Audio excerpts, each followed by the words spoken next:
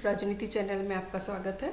देश की समृद्ध विरासत के क्रम में आज मैं संस्कृत दिवस की इम्पोर्टेंस और उसकी उपयोगिता के बारे में बताने का प्रयास कर रही हूँ, जिससे युवा पीढ़ी अपनी इस भाषा पर गर्व कर सके। संस्कृत दिवस कब मनाया जाता है और अपनी ही जन्मभूमि में संस्कृत क्यों उपेक्षित हो गई और आज फिर पूरा विश्व इसकी उपयोगिता को स्वीकार कर रहा है, इन सभी पॉइंट्स को मैं इस वीडियो में डिस्कस करूंगी। सावन महीने की पूर्णिमा को संस्कृत दिवस के रूप में मनाया जाता है। संस्कृत दिवस पहली बार 1969 में मनाया गया था, जिसके पीछे यह उद्देश्य था कि लोग संस्कृत भाषा के प्रति जागरूक हो सके। 1969 में भारत सरकार के शिक्षा मंत्रालय ने केंद्रीय तथा राज्य स्तर पर संस्कृत दिवस को मनाने का निर्देश जारी किया था।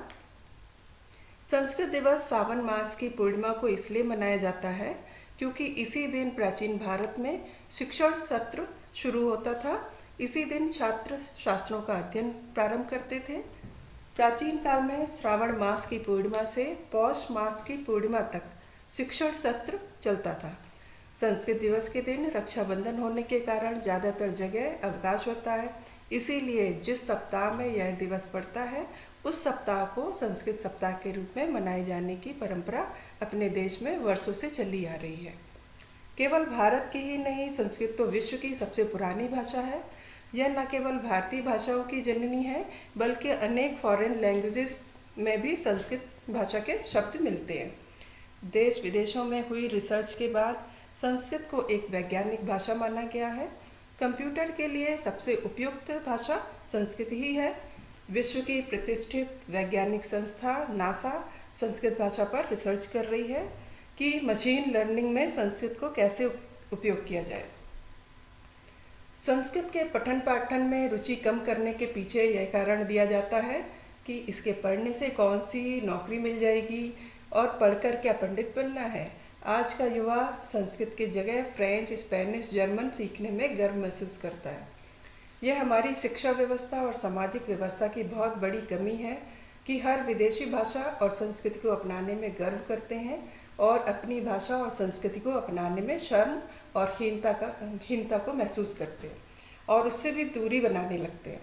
लेकिन संस्कृत के प्रति इस निराशा के माहौल में कर्नाटक के शिमोगा जिले का एक गांव मत्तूर इस भाषा के प्रति आशा का संचार करता है। वहाँ के लोगों ने संस्कृत को पूरी तरह से संरक्षित रखा है। यहाँ के निवासी आपस में संस्कृत में तो बात करते हैं। उन्होंने 21वीं सदी में भी वैदिक जीवन शैली को अपनाया है। आज मत्तूर गांव में हर घर से इंजीनियर्स, डॉक्टर्स हैं। शिक्षकों के अनुसार संस्कृत सीखने से छात्रों में गणित और तर्क की योग्यता विकसित होती है। जप और वेदों के ज्ञान से स्मरण शक्ति बढ़ती है और ध्यान लगाने में मदद मिलती है। 30 से भी अधिक संस्कृत के प्रोफेसर मत्तूर गांव से हैं, जो कुवेंपू, बेंगलुरु, मैसूर और मैंगलोर यूनिवर्सिटीज़ में पढ़ा रहे हैं और कई इंजीनियर्स और डॉक्टर्स विदेशों में कार्यरत हैं। और यहाँ यह भी मैं बताना चाहूँगी कि इस गांव की जो जनसंख्या है वो केवल 300 मेंबर्स हैं यहाँ पर, और उसके बावजूद हर घर से यहाँ पर पढ़े लिखे लोग हैं। तो ये यहाँ पे एक बहुत बड़ा मिथ, जो संस्कृत पढ़ने से नौकरी नहीं मिलेगी और क्या मुझे पंडित बनना है, ये जो मिथ है ये गलत साबित हो रहा है। वर्तमान में देश की 1% से भी कम आबादी संस्कृत बोलती है। ऐसे समय में मत्तूर के निवासी अपने दैनिक जीवन में तो संस्कृत बोलते ही हैं, साथ ही इच्छुक व्यक्तियों को भी संस्कृत सिखाने के लिए तैयार रहते हैं।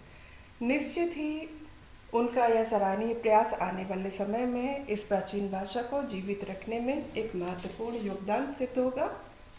संस्कृत भाषा में लगभग 102 अरब 78 करोड़ 50 लाख शब्दों की सबसे बड़ी शब्दावली है। प्राचीन काल से लेकर अब तक भारत में पूजा पाठ, यज्ञ संस्कृत भाषा में ही होते हैं। यही कारण है कि अनेक षड्यंत्रों के बाद भी संस्कृत भाषा को भारत से दूर नहीं किया जा सका। समय के साथ फिर इसकी स्वीकार्यता बढ़ रही है। आज भी पूरे भारत में संस्कृत के अध्ययन और अध्यापन से भारत की एकता को मजबूत बनाया जा सकता है।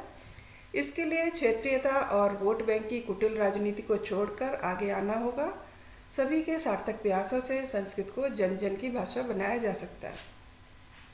इसीलिए आइए भारतीय संस्कृत को समृद्ध बनाने वाली विश्व की प्राचीनतम और सर्वाधिक वैज्ञानिक देववाणी संस्कृत के प्रचार प्रसार का संकल्प लें। उम्मीद है ये वीडियो आपको पसंद आया होगा। Thank you.